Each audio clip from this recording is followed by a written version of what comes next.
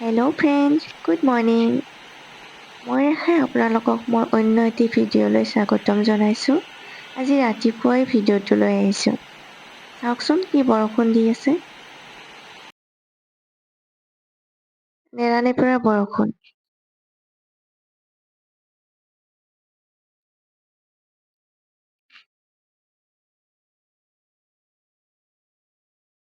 এইফালে অফিচ যোৱা টাইম আৰু এইখিনি টাইমতে বৰষুণ, চাওকচোন।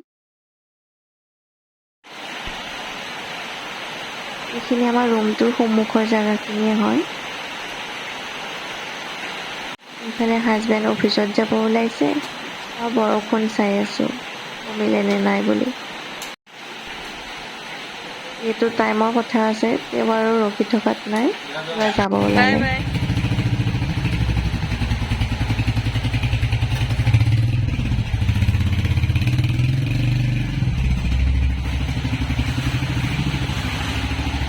যিহেতু আজি বৰষুণৰ বতৰ, পকৰা খোৱাহে কথা। আৰু এইফালে গধূলি হৈ আহিলে হাজবেণ্ডে আম আনিলে, মানে আমাৰ ইয়াৰে ভাড়াঘৰৰ মালিকে দিছিলে, তেওঁলোকৰ গছত লগা আম। তাকেই ভাবিলোঁ সকলোৱে কেঁচা আম খাই আছে, মোৰো ঘৰলৈকে মনত পৰি আছে কেঁচা আম খাবৰ কাৰণে, কিন্তু ইয়াত আৰু ক'ত পাম। এই পকা আম কেইটাকে কাটি কলপাতত ধুনীয়াকৈ টেষ্টি কৰি কাটি ল'লোঁ। আৰু ইয়াতেতো চাউথৰ ফালে সকলো বস্তু কলপাততে দি খায়, নাই সেইটো আমেজে লওঁ। আমটো অকণমান টেঙা মিঠা আছিলে, একদম মিঠাও নহয়। তাৰপিছত এইফালে আমি চাহ চিঙৰা খাই বজাৰলৈ বুলি ওলালোঁ। পিছফালৰ পৰা ওলালা নেকি?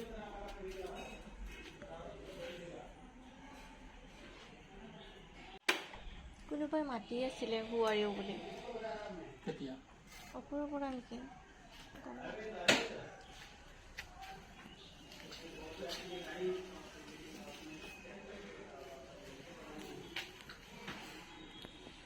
বাকী বজাৰত গৈ কি কিনিলোঁ, এই সকলোবোৰ দেখাই থাকিম। ভিডিঅ'টো শেষলৈকে চাই থাকিব।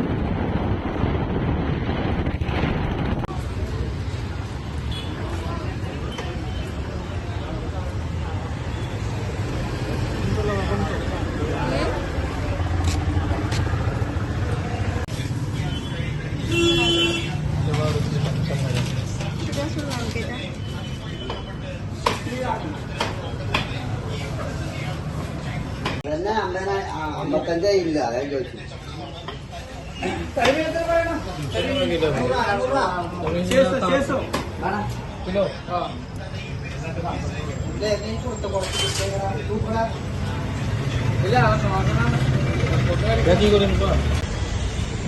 মানে আজি সাগৰৰ ডাঙৰ মাছ কিনিম বুলি ভাবিছিলোঁ, ইয়াত বোলে নাপায়, বজাৰতহে পায়। তাৰপিছত ইয়াৰ পৰা মাছ অলপ লৈ আহিলোঁ। এতিয়া চাওকচোন, এইখন দোকানত মোৰ চকুত পৰিলে। হাজবেণ্ডক ক'লোঁ কিবা এটা বস্তু লগা আছে, লৈ আহোঁ তৎক্ষণাত। ৰাবাৰ এপাত লওঁ বুলি আহিছিলোঁ।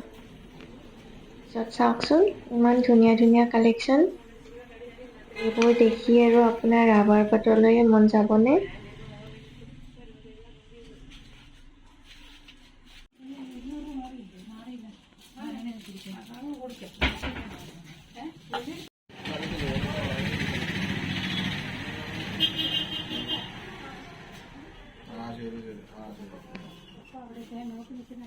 তাৰপিছত ইয়াতে লটকি গ'ল নহয় মনটো। কি কৰোঁ এতিয়া, ইমান মৰম লাগিছে, লৈয়ে লওঁ নেকি বাৰু। ইফালে ভয়ো লাগে মানুহটো হঠাতে আহি ওলাব পাৰে, ইমান দেৰি কিয় হ'ল বুলি।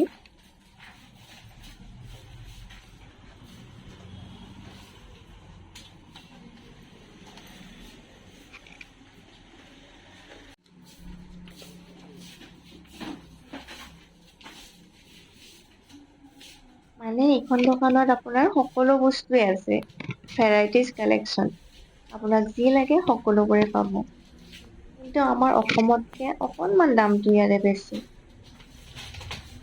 সৰু সৰু ক্লিপ হওক, ৰাবাৰ হওক, সকলো বস্তুৰে ইয়াতে অলপ দামটো বেছি পাইছোঁ আমি।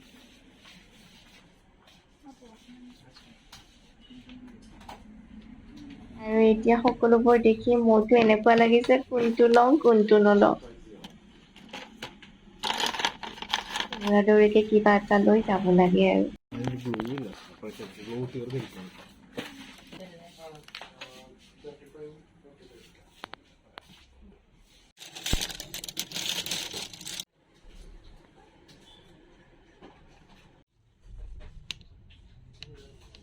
ইয়াতে সকলো বস্তুৱেই পোৱা যায়। এইকেইটা দেখিছেনে, খপাত মাৰিব পৰা ধুনীয়াকে। আৰু এতিয়া চাওকচোন, এটা ধুনীয়া গণেশ বাবা, গণপতি বাপ্পা, ইমান মৰম লাগিছে, তিনিওটাই ধুনীয়া লাগিছে। এইটোতো আৰু সকলোতকে বেছি মৰম লাগিছে। গণপতি বাপ্পা ধুনীয়াকৈ শুই আছে, ইমান মৰম লাগিছে। আৰু ওজনো আছে জানেনে, মই দাঙি চাইছো ওজনো আছে। মোৰতো ঘৰত লৈ যাব মন গৈছে, কিন্তু ইমান ডাঙৰ ওজন কেনেকে নিম এতিয়া মই। এৰি থৈ আহিব মনেই যোৱা নাই একেবাৰে। তাৰপিছত বিল কৰি এয়া হাঁহি মুখত বস্তু কিনিব পায় হাঁহি। আৰু এইফালে শেষত চব্জি আৰু ফ্ৰুইটছ ল'লো অলপ।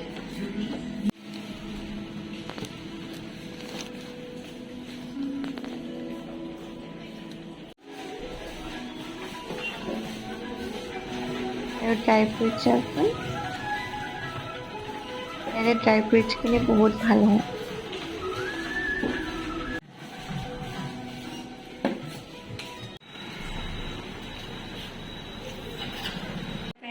বজাৰ কৰি আহি পালোঁ, মনটো বহুত ভাল লাগিছে।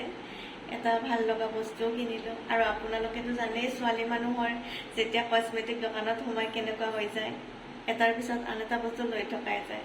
কেনেকৈ কিমান বস্তু হয় গমেই নাপায়। আমাৰ ছোৱালীবিলাকৰ এইটো কি ক'ম আৰু বাৰু ভাল লক্ষণ নহয়, তথাপি আৰু কি ক'ম আৰু, এইটো ছোৱালীবিলাকৰ কমজুৰিয়ে যে জুৱেলাৰী দোকানত গ'লে, কছমেটিক দোকানত গ'লে মানে চবেই লওঁ লওঁ লাগে।